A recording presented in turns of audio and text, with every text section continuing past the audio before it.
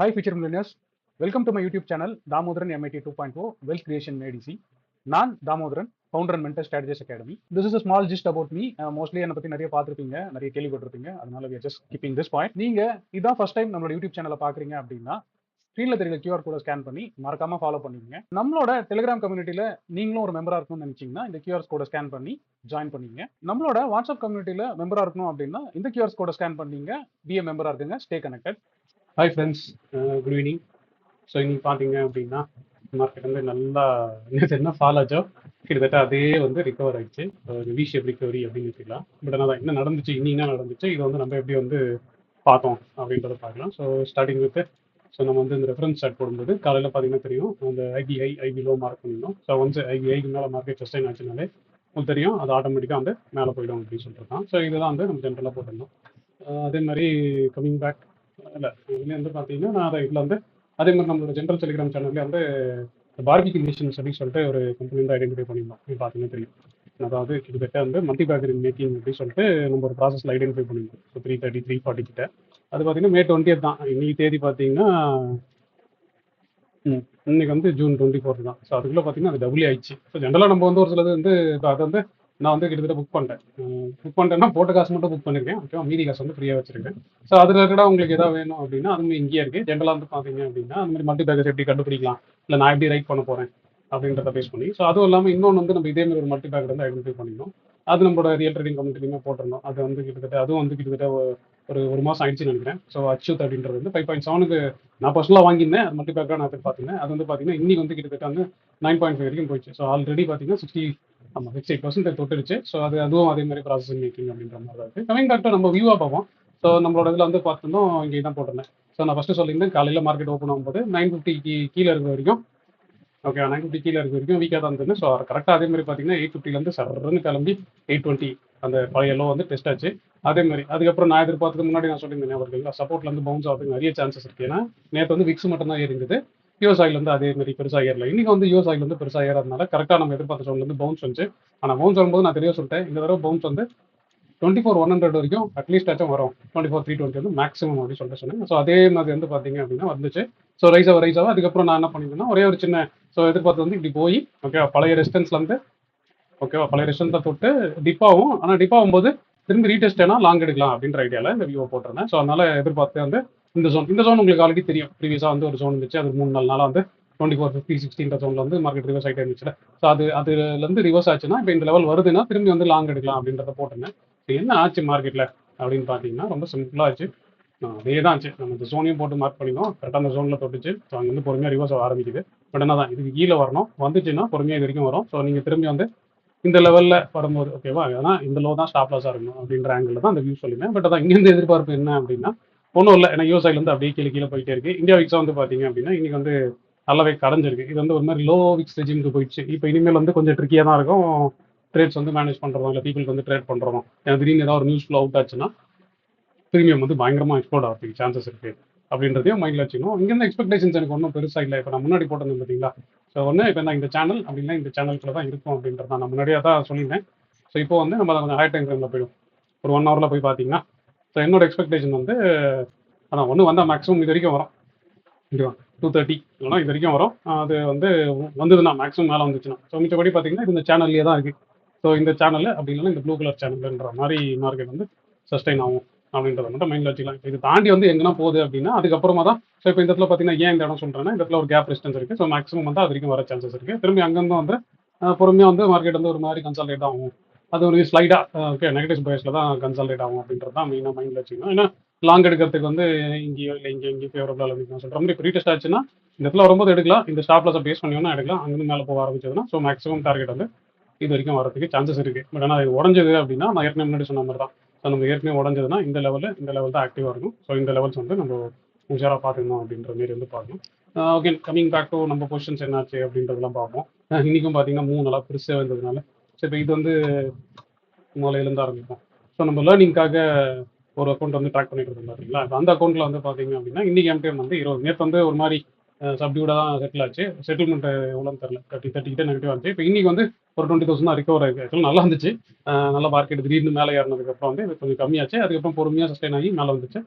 இதில் வந்து மிச்சப்படி பொசிஷன்ஸாக கிஷன்ஸாக பார்த்தீங்க அப்படின்னா நான் நிறைய வந்து எல்லாமே அட்ஜஸ்ட்மெண்ட்டாக மட்டும் தான் பண்ணியிருந்தேன். ஸோ இப்போ 7th ஜூலை இருக்காது. 14th ஜூலையில் பார்த்தீங்கன்னா இந்த பொசிஷன்ஸ் வந்து நான் அட்ஜஸ்ட் பண்ணி டைட் பண்ணி தான் வச்சிருந்தேன். நேற்று பார்க்கும்போது தெரியும், இந்த 14th ஜூலை பொசிஷன் தான் பெரிய லாஸ் ஆச்சு. ஸோ ஆக்சுவலாக இன்னையோட மொத்த ரிகவரியும் வந்து இதில் தான் வந்திருக்கு. 20,000 16,000 வந்து இதில் தான் வந்திருக்கு. மீதி எல்லாம் இருக்கிறதுலாம் சின்ன சின்ன பொசிஷன்ஸாக வந்து இருக்குது அப்படின்னு வச்சுக்கோங்க. இதில் வந்து பார்த்தீங்கன்னா இது இருக்குது. அதே மாதிரி 30th பார்த்தீங்கன்னா 30th வந்து இப்போ இந்த மாதிரி பொசிஷன்ஸ். ஸோ 950 வச்சிருந்தேன். மார்க்கெட் மேலே வந்ததுனால இது கட் பண்ணிட்டு ஸோ இப்போ இதே வந்து திரும்பி இதே மாதிரி ஒரு ஸ்டாண்டர்ட் ஸ்டாங்கில் வித் அயன் கண்ட்ரோன்ற மாதிரி ப்ரொடெக்ஷனோட வச்சிருக்கேன். அதுக்கப்புறம் ஜூலையில் வந்து ஒரு பொசிஷன்ஸ் இருக்குது. அது நீங்கள் ரெகுலராக பார்ப்பீங்க. ஸோ அதுவும் வந்து அதே மாதிரி இருக்குது. ஸோ எல்லாத்துக்கும் ப்ரொடெக்ஷன் நீட்டாக வச்சு பண்ணியிருக்கேன். ஸோ தான் இன்னோட அவுட்கம் வந்து இதில் வந்து இது ஜஸ்ட் ஃபார் லேர்னிங் பர்பஸ் தான். ஓகேவா?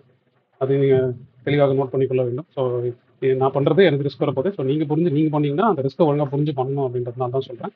அகைன் கம்மிங் பேக் டு இப்போ நம்ம எப்பவுமே வந்து ஆலிஸ் ப்ளூவில் என்னோட அக்கௌண்ட்டில் வந்து வெறும் மந்த்லியில் மட்டும் பொசிஷன்ஸ் போட்டு இருக்கோம்ல. ஸோ அதில் வந்து பார்த்தீங்க அப்படின்னா இன்னைக்கு வந்து 15 ரூபா. ஏன்னா நேற்று வந்து ஃபாலோ ஆகும்போது கிட்டத்தட்ட 38 ரூபா ப்ராஃபிட் இருந்துச்சு.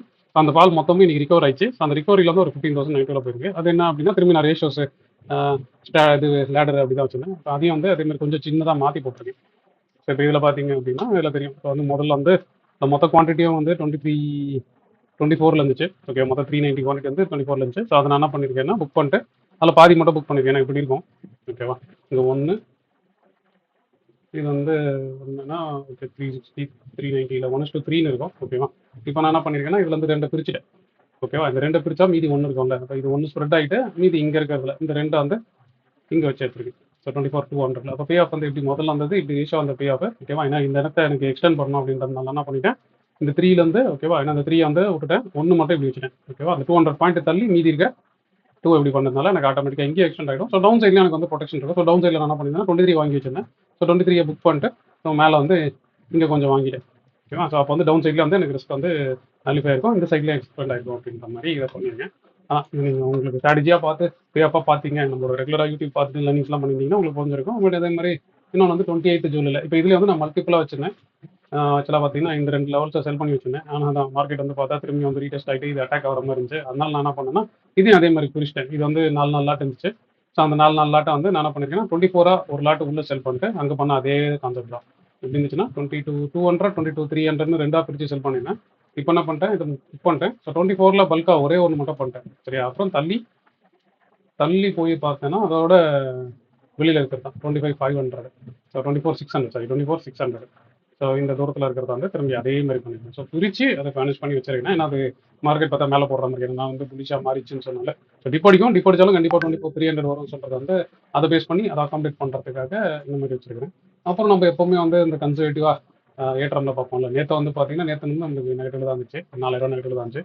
இன்னைக்கு பார்த்தீங்க அப்படின்னா ஓவராலாக எல்லா பொசிஷனும் சேர்ந்து இன்னைக்கு வந்து ஒன்றும் பெருசாக ப்ராஃபிட் வரல. இது வெறும் ஜஸ்ட் 800 தான் அது பாசிட்டிவ்ல காட்டுது. ஸோ அப்போ நேற்று வந்து ஐவினால வந்தது, இன்னைக்கு வந்து லெல்டாவால் வந்து ப்ராஃபிட் வராமல் இருக்குது அப்படின்னு வச்சுக்கலாம். பட் ஆனால் அட்ஜஸ்ட்மெண்ட்ஸ் வந்து எல்லாமே தான் எப்பவும் போல மாதிரி தான். ஸோ இப்போ இதில் பார்த்தீங்க அப்படின்னா ஸோ ஃபஸ்ட்டு 7th ஜூலையோட பொசிஷன்ஸை பார்ப்போம். சரி, 7 ஜூலை பொசிஷன்ஸில் பார்த்தீங்க அப்படின்னா நான் ஃபஸ்ட்டு இப்படி வச்சிருந்தேன். ஓகேவா? 25ல வச்சிருந்தேன். மார்க்கெட் மேலே வரதுனால இதை கட் பண்ணி உள்ள தூக்கி போட்டிருந்தேன். சரியா? 300 பாயிண்ட்ஸ் உள்ள தூக்கி போட்டிருந்தேன். மீதி பொசிஷன்ஸ் எல்லாம் அப்படியே தான் இருக்குது. அதே மாதிரி coming back to 14th July 14th July பொசிஷனை பொறுத்த வரைக்கும் அதுவும் அதே மாதிரி தான். ஸோ இன்னைக்கு வந்து ஒன்றும் பண்ணல. நேற்று போட்ட ப்ரொடக்ஷனே தான் இருக்குது. இன்னைக்கு வந்து அதில் 6,000 ரிகவர் தான் இருக்குது. இன்னைக்கு எந்த ப்ரொடக்ஷனும் மாற்றல. நேற்று எந்த ப்ரொடக்ஷன் வச்சிருந்தேன். இது ஒரு சேஃப்டிக்காக 26ல் பை பண்ணி வச்சிருக்கேன். சும்மா சேஃப்டின்னு இல்லை, அது ஆக்சுவலாக ஒரு எஜ்ஜின்ற மாதிரி வச்சிருக்கேன். அது அப்புறம் நவுத்துறதுக்காக ரெஃபரன்ஸ்க்காக வச்சிருக்கேன். ஓகேவா? இது நம்மளுக்கு பெருசாக காப்பாற்றாது. பட் எங்கே இருக்குது என்னோட ரிஸ்க் எங்கே இருக்குன்னு சொல்லி அந்த ரிஸ்க்கை வந்து ஒரு 5 ரூபா கொடுத்தா எவ்வளோ தூரம் வரும் ரெஃபரன்ஸ் ஸ்டார்ட் பண்ணுறதுக்காக அதை வச்சிருக்கேன்.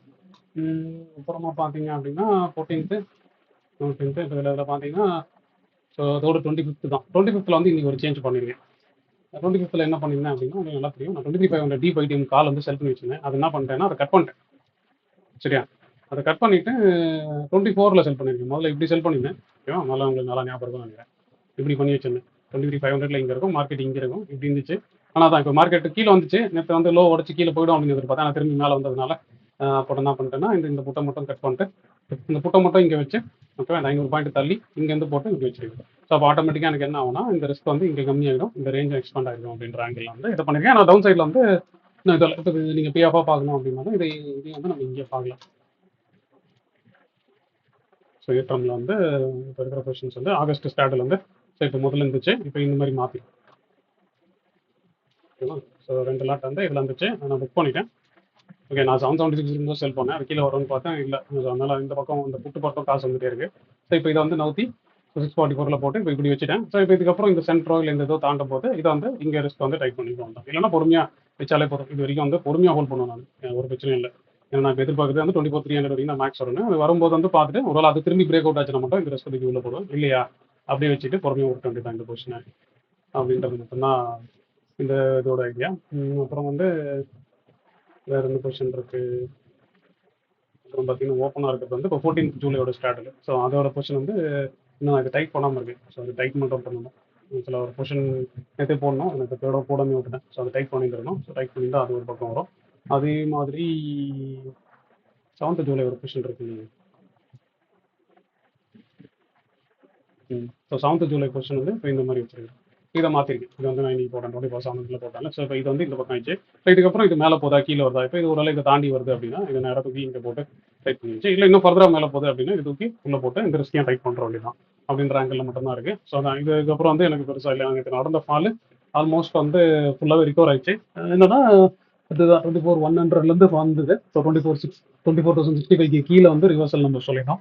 திரும்பி இப்போ அந்த ரீடெஸ்ட் ஆகி திரும்பி லைட்டாக அங்கே நின்றுட்டு இருக்கு. இப்போ திரும்பி வந்து 24,100 கேப்சர் ஆச்சுன்னா நான் ஒரு மாதிரி அட்ஜஸ்ட் பண்ணுவேன். இல்லையா அப்படின்னா பழைய பொசிஷன்ஸ் அப்படியே கேரி பண்ணலாம் அப்படின்றதான். எக்ஸ்பெக்டேஷன்ஸ் ஒன்றும் இல்லை. ஏன்னா இப்போ 2 நாளாக பார்த்தீங்க அப்படின்னா நல்ல பெரிய மூவ். ஆனால் அதான் ட்ரேட் பண்ணுவாங்க எல்லாரும் பார்த்தீங்கன்னா அவ்வளோ ப்ராஃபிட் பண்ணியிருந்தாங்க, சந்தோஷம். நான் வந்து பெருசாக ப்ராஃபிட் பண்ணல. நேற்று வந்து விக்ஸில் இருந்ததுனால எனக்கு பெருசாக ப்ராஃபிட் இல்லை.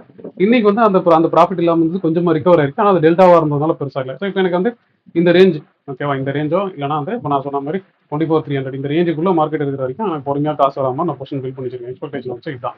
இதுக்கப்புறம் நீங்கள் ஜென்ரலாக பார்க்குறது வந்து ஒன்று யூஎஸ்ஐயில் ட்ராக் பண்ணலாம், குளோபல் நியூஸாக ரிலேட்டடாக எதாவது பண்ணுறது அப்படின்னா. ஸோ யூஎஸ்ஓ ஈரானோ என்ன பண்ணுறாங்க அப்படின்றத ஸோ ஆல்மோஸ்ட் இது ஆல்மோஸ்ட்ன்ற மாதிரி இருக்குது. திடீர்னு அவங்க எதாவது பேசினா மட்டும் இது ஸ்பைக் ஆகும். அது மட்டும் அவங்க யாராவது பார்த்துக்கணுன்ற மாதிரி இருக்குது. மிச்சப்படி வந்து பார்த்தீங்க அப்படின்னா ஒன்றும் பெருசாக இல்லை. யூஎஸ்6 வந்து நேற்று ஏறி இருந்தது, இன்னைக்கு ஒரு மாதிரி ஃப்ளாட்டாக தான் இருக்குது. அதனால பெருசாக ஒன்றும் இல்லை. அதுவும் இல்லாமல் நம்மளுக்கு வெள்ளிக்கிழமை இங்கே லீவ் இருக்குது, சரியா. அதனால பொசிஷன் நீங்கள் கேரி பண்ண போகிறீங்க வேலைக்கிழமை வெள்ளிக்கிழமை வேலைக்கிழமை அது நாளைக்கு தான் வேலைக்கிழமை. ஸோ கேரி பண்ண போறீங்கன்னா கொஞ்சம் டைட் பண்ணி கேரி பண்ணிங்க, இல்லை ரிடியூஸ் பண்ணிங்க. ஏன்னா இந்த 3 நாளில் என்ன வேணா நடக்கலாம். எனக்கு கிட்டத்தட்ட யூஎஸ் ஆயில் வந்து என்னோட டார்கெட் நான் எதிர்பார்க்குறது வந்து 130லேருந்து 150 எதிர்பார்க்குறேன். பட் ஆனால் நான் ஸ்ட்ரக்சரலாக ஓகேவா மேக்ரோ பாயிண்ட் ஆஃப் வியூலேருந்து எதிர்பார்க்குறேன். நான் டெக்னிக்கலாக பெருசாக எதிர்பார்க்கல. ஸோ அப்படின்னா அப்போ அது வந்து இங்கேருந்து பவுன்ஸ் வரணும். அது இங்கேருந்து ஒரு நான் 80லேருந்தே வந்து பவுன்ஸ் எதிர்பார்க்குறேன், சரியா. ஏன்னா நான் ஒரு ரொம்ப சிம்பிளாக தான் சொல்கிறேன். ஏன்னா பெனின்சுலா ஆயிலை விற்று தான் ஆகணும் ட்ரம்ப். அப்போ அதோட ரேட் வந்து அவர் கம்மியாக கொடுக்க மாட்டார், சரியா. ஆஸ் அ பிஸ்னஸ் மேனாக பார்க்கும்போது அவர் ஒரு பக்கா ட்ரேடர், சரியா. ஸ்டேட்மெண்ட்டை மாற்றி ட்ரேட் பண்ணுறதுக்கே பேசுவார்ன்றப்போ அந்த க்ரூடை வந்து வெனின்சுலாவில் அவர் கேப்சர் பண்ணி வச்சிருக்காருல, அந்த க்ரூடை வந்து அவர் கம்மி ரேட்டுக்கு கொடுத்தா அவருக்கு செட் ஆகாது. ஏன்னா அது வெனின்சுலாலேருந்து சுற்றி வந்து எல்லா நாடுக்கும் கொடுக்கணும், ஓகேவா. ஆக்சுவலாக மேஜராக அந்த ஸ்டேட் ஆஃப் ஹோமர்ஸ் இல்லை ஈரான் அட்டாக் பண்ண ரீசனும் அதே மாதிரி தான். ஏன்னா எல்லாரும் பக்கத்தில் ஈரான்லேருந்து வாங்கிக்கிறதுனால அவரோட வெனின்சுலா ஆயில் வந்து சுற்றி வந்து வாங்குறதுக்கு வந்து ஆள் இல்லை. அதுக்கான லாஜிஸ்டிக்கான காசு எல்லாம் வந்து செட் ஆகாதுன்றதுனால தான் எனக்கு தெரிஞ்சு இந்த மாதிரி ஒரு விஷயம் வந்தது அப்படின்றது ஒருத்தர் அடிபட்டது. நான் வந்து அது நம்புறேன் அந்த மாதிரி தான் இருக்கும் அப்படின்ட்டு. ஸோ அதை மேஜராக வச்சுக்கிட்டு ஸோ ட்ரம்ப் வந்து அந்த ஆயில கம்மி ரேட்டுக்கு உலகம் ஃபுல்லாக சுற்றி வந்து அங்கே வெனிசுலாலேருந்து வந்து அது கொடுக்க மாட்டாரு அப்படின்ற ஒரு எதிர்பார்ப்பில் நான் எதிர்பார்க்குறேன். யூஎஸ் ஆயில் வந்து 130லேருந்து 150 வரைக்கும் போவோம்.